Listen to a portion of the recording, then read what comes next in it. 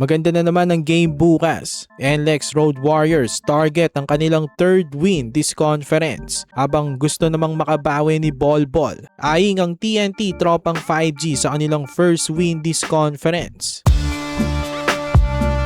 So bukas ang second game ni Bolbol sa PBA. Makakarap ng defending champions na TNT tropang 5G ang undefeated na NLEX Road Warriors. 7:30 PM sa Linares Sports Center sa Antipolo.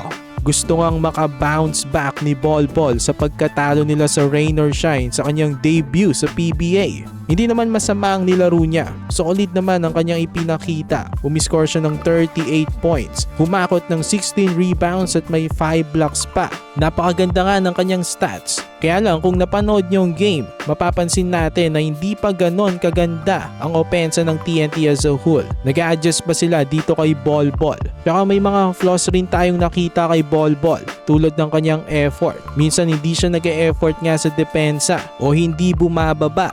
Pero first game pa lang naman niya yon. Medyo feel out game pa sa kanya dito sa PBA. So let's see kung ano ang kanyang gagawin sa kanyang second game sa PBA. Habang ang NLEX Road Warriors naman ay maganda nga ang start.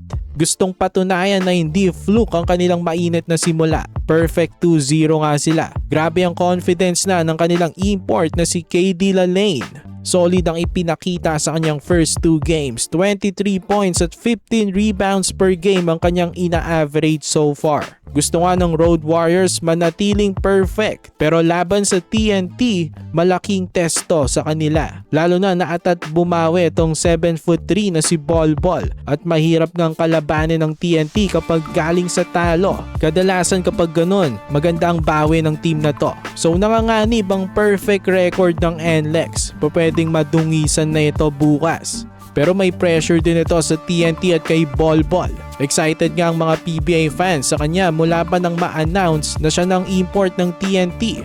Imagine with all the hype, tas matatalo lang sa kanyang first 2 games. So malaki ang pressure ng game bukas para kay Bolbol.